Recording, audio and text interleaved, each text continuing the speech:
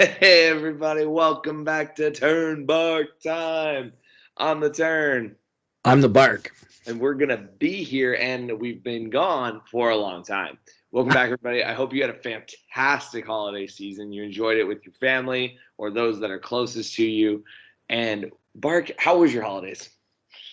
They were good. We kept things pretty low key. We had Christmas Eve at the in laws and saw Tara's side of the family. And then we hosted my brothers and my mom on Christmas, kind of during the midday. And I mean, kept things like we didn't do a big old, like, I cooked a ham. And then other than that, we just kind of did finger food. So, like, pigs in a blanket. My mom did a throwback veggie pizza, which was Love like it. tasting childhood again. Oh, that's awesome. Um, yeah, and so I mean, it was pretty low key. Trying to find space in the house for all the stuff the kids got. It's that'll, always the challenge. that'll happen. So we And for went on you, we went on our honeymoon. I took off, went to Belize, and stayed on a private island for 4 nights, and then went. So India got to try scuba diving, which was really cool. Met a bunch of cool people, and then went into the jungle. So San Ignacio, Brazil, San Ignacio, Belize. I'm so sorry. And stayed in the jungle like an eco lodge and did a jungle cruise because shout out to The Rock and Emily Blunt. You sold it in the movie, so we stuck with it. Um, and then we went over to the in-laws place in Florida, and we're surprisingly cold. It was actually 47 degrees in Florida on Christmas. Yeah, I know, right? And it was funny because they're all bundled up, and I'm like, it's still kind of warm. This is nice. Like, comparatively, Quincy got down into the negatives wind chill wise, so it was no joke. But I'm rested. I'm ready to be back. We've been back for 2 days at school. It's been awesome. So, um, but we're gonna knock out something that's like my favorite. So we're gonna call this, guys. This is season 4, episode cinco. It's episode 5. Really cool. So this is the story. So when we do Christmas at my in-laws house in Florida, we always get a gift card to the Miramar outlets. And this is like the biggest outlet mall I've ever been to. I always get stuck at, not get stuck, that's not a term. I spend my time at Under Armour or Nike, as like my two places that I kind of go back and forth in there. My wife enjoys so many more of the shops. Um, but my mother-in-law is Canadian, and so she got a phone call right when we left the house from her sister who lives in Chicago. And the first thing her sister said was Happy Boxing Day. And she said, Yeah, Happy Boxing Day. She's like, Can you believe that Zach and India are dragging me out on Boxing Day, messing with my heritage? And I've always seen Boxing Day on the calendar, right? Like it's always December 26th, but I've never known really what it was, right? Like, or we just punching each other, which is also, is that Peru where they have that where people fist fight to solve all their problems? Did you see that? We should do one on that too. There's a there's a place in South America where at the end of the year, anyone you've had a problem with, you just have a fist fight and you duke it out. It's men, women, children, everybody. And then at the end, you start the new year and everyone's got a clean slate. And I was like, dang, that's rough. until Anyway, somebody remembers the next year and then tries to, trains all year and yeah, yeah, exactly. Um, so anyway, so we go out on Boxing Day. Well, I was actually coming back from the outlet mall, and I got this notification for my Google News account from the New York Times, and it said, and I quote because I have it right here because I thought it was amazing. It was called "Yes, I Need Another Holiday." I'm gonna say it correctly. I hope so. Oh, the holiday America needs to adopt right now. And it was the article title was "Who Doesn't Need an Extra Holiday?" And so basically, the woman is a Canadian, and she's explaining Boxing Day to an American, and an American basically says, "You take a holiday right after you had a holiday. Like, why do you need one?" First off, don't know what that lady was thinking. I would love a holiday after a holiday. They're amazing. So today we are going to talk all about Boxing Day. And it's going to be a quick, short, sweet episode because it is a holiday that you should personally adopt right now. I know I have already adopted it after this last year. It is going to be my personal holiday. You got to thumb your nose at the empire, man. It's It's a true. British thing. It's true. You really do. It is a British thing. So, origins. Yeah, origins are kind of loose. Like it really doesn't have like a solid like this is where it started, this is when it started. Um, the best guess is that it goes back to the Middle Ages, almost to like feudal times, and it kind of started as this idea that the lords would give their like lower underlings like a gift, like the day in a box. Boxing Day, you get a box on Boxing Day. Well, it's not boxing the sport, which No. yeah, it could be bad, could be good.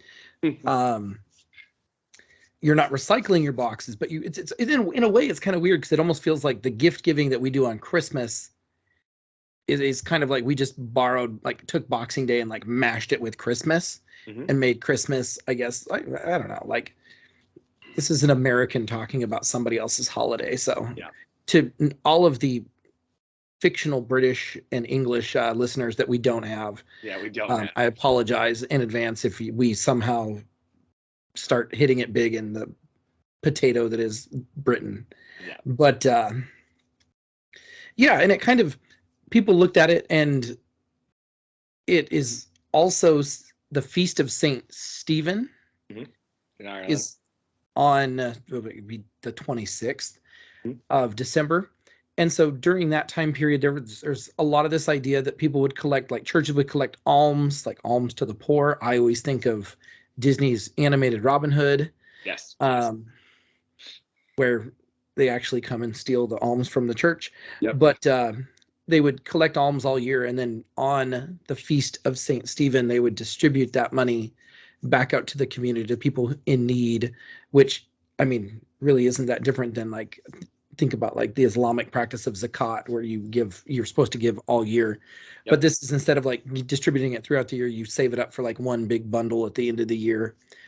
I think the Oxford Dictionary first traces it back to, the first usage of it is in like 17, or like account that they have is 1743. Mhm. And it kind of goes, so at that point feudalism is dead, and people are now like mercantilism and capitalism. Mhm. But people give gifts to like tradesmen. So like if I give patronage to a certain like blacksmith or a tinsmith, or I don't know, a cobbler, Yeah. which is a person who makes shoes. A wagon master. Yes, yes, yes, yes. Um, I would give them a box, a gift box, right? The day after Christmas. And then also sometimes employers would give them to their employees. So like people who had servants. So maybe if you were a bit hoity-toity, Yep. makes me think of The Gilded Age on HBO, There which you is about like robber barons in New York, but they have maids and cooks and stuff like that. Is the idea that since those people worked Christmas, serving them, like serving their employer and putting on Christmas for their family, the Mhm. employer in a way reciprocates by giving them a box with some sort of like Christmas bonus, Yep. and then potentially leftovers, which I thought was kind of like nice on one hand, but like on the Yeah. other hand, it's like, yeah, here's all the stuff we didn't eat. So Yeah. like all the really like really really good stuff we ate, Yeah. but here's kind of like, you know, I don't know, the lemon tart cookies that you Yeah. get. Well, and it's so the other thing that makes that plays kind of a role into it is that it's you give them that day off as well, so they get their box, but they also do not have to work that day, right? And this kind of spreads throughout uh, basically the British Empire. And if you know anything about the British Empire, the sun never sets on the British Empire. So it has touched a lot of countries, and there are a lot of countries that actually do recognize it. And when I say a lot, it is obviously relative to, you know, what the British Empire main countries that gained their independence from England and stuff like that. So the big one, the biggest one, and the connection that I had is actually happens in Canada, and and it's Boxing Day in the, I believe they said the 20th century, so the 1900s, it turns into not a, hey, I'm going to give you something for, being, a person who worked Christmas or anything like that. It turns into a day of self-indulgence. And I was like, if that's not the most American thing, right? Oh, hey, you had Christmas. Now it's time to self-indulge, right? And the way the lady describes it, so basically it's meant you do what you want to do, right? Bark, what if you had a day after Christmas, you didn't have to do anything? What would you do, Bark? Do what I do anyways, which is just sit at home and like eat leftovers, which is what according to the British and the Canadians, what we're supposed to do. Yeah, turkey sandwiches for days. Or ham sandwiches, depending on what you made. But the other thing is like it's actually involved. So Canada Boxing Day and Boxing Week, as it's known, is actually the biggest shopping time, right? So it's larger than Black Friday, which Canadians also celebrate, even though their Thanksgiving is Monday in October. But they borrowed it from us. There are other places where it's actually a second Christmas. I think it's Australia considers it like just a second Christmas day. So it's like there was a story that I read where someone's like, yeah, my family would go to father's side on Christmas, mother's side on Boxing Day. And it was just that chance to kind of share. But come on, like in the article, she actually really writes a really funny line that I love. She goes, if you want to get plastered with your friends and watch the World Junior Hockey Championships, that's a popular choice. I was like, wow. But then she talked about like just doing whatever you want. And the biggest thing in today's world being the celebrating Boxing Day was the fact that it is a chance to get you through Christmas, right? Sometimes for some of us, Christmas is very stressful in terms of like you're preparing food or you're trying to make sure that you get somewhere on time. And do you have the presents for everybody who's there and all this stuff. And one of the things is, and maybe you're talking to relatives you don't like, who knows? But one of the things that gets you through it is that the next day is Boxing Day. And that is the day for you, and you can take care of yourself and do whatever you need to do. So I was super excited to celebrate Boxing Day. Thank you, Shelley Wolfendale, for letting me celebrate Boxing Day with the true Canadian. So yeah, one of the other things that they do in England and in Australia is a big day for sports. Oh yeah. So like this year was different because in England they don't play football on Christmas Day. I think the last time they did it was in like 1957. Yep. And this year it was different because the World Cup had taken place in the winter months because Qatar's really hot. Yeah.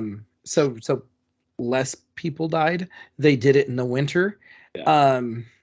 And so they actually like the EPL or the English Premier League like restarted. Like they brought all the players back and like came back from their little siesta on Boxing Day. And so I think the EPL is 20 teams and 14 of them played on Boxing Day. Oh, okay. And then the remaining 6 played on the next 2 days. Gotcha. And so like it's always, I think it's makes me think of more of the way that America uses Thanksgiving. Yeah. Where regardless, like every year, that the Cowboys and the Lions are going to play on Thanksgiving, regardless of how good or bad they are that year. Yeah. You know what I mean? So it's kind of that kind of a vibe. In Australia, they have a test cricket match. Yep. Where it's an international, somebody plays Australia. It's always Australia hosting, and then whoever's touring down in the southern summer plays. I think this year they played South Africa. Oh, cool. And they won by an inning and 182 runs. I don't understand how scoring is done in cricket and test cricket. I apologize. Yeah. I understood like watching it. Yeah. I spent a weekend in Bahrain and learned how to watch it and what kind of hits scored so many runs. Yeah. But the whole like I struggle. We could do a whole show on scoring in cricket too. Yeah, we probably could. Make my brain implode. It's like learning calculus. I don't want to do that. No. I like it too much. But I think there's a yacht race that starts on Boxing Day in Australia as well. Mhm. I thought it was really interesting because anyway, I started looking at like what's test cricket, and like you have to be like the International Cricket, whatever, it's ICC. I don't know what the second C is. Commission? Probably. That sounds very British, yes. Surprised it's not the Ministry of Cricket, but anyway. Council. The International Cricket Council. International Cricket Council. Sorry, all I can think about though is the Jedi Council. Like you just walk in. I will not train you. Australian like batter comes in with his bat in a room full of small cricketers. All right, keep going. Anyways, that took a dark turn. But so like it's one of those things that I think like the vibe, like it's the vibe. And if you have not watched The Castle, which is a great Australian film, you need to, because they will understand that line. $2.99 on Amazon, guys. Yeah, $2.99. You can own it. It's less than a rental of anything American. It's great. Absolute treasure. It goes straight to the pool room. Straight to the pool room. But $3.99 to that. Oh, it's gone up. $12.99 to buy. Oh, it's but it's interesting because like Black Friday is gone to the Canadians and to Britain. Yeah, actually. And I mean, they said that Boxing Day, I think, was down in England this year, or the UK, because people are concerned about inflation. Yeah. Because of the whole, Russia, Ukraine is hitting them a lot more than it hurts us, because that's where a lot more of their energy comes from. Plus, probably a little bit of Brexit, but they don't want to talk about that. We're not going to talk about that. Ain't nobody got time for Brexit. No. But we don't talk about Bruno Brexit. No. We don't talk about Brexit. But it is one of those things. It's really interesting to me that we keep it on our calendars in the United States, but like, I don't know, like at least on like Arbor Day, like somebody puts out a thing and says, let's go plant some trees. But like, it's like one of the holidays that I think is like on the calendar, but like there's no meaningful.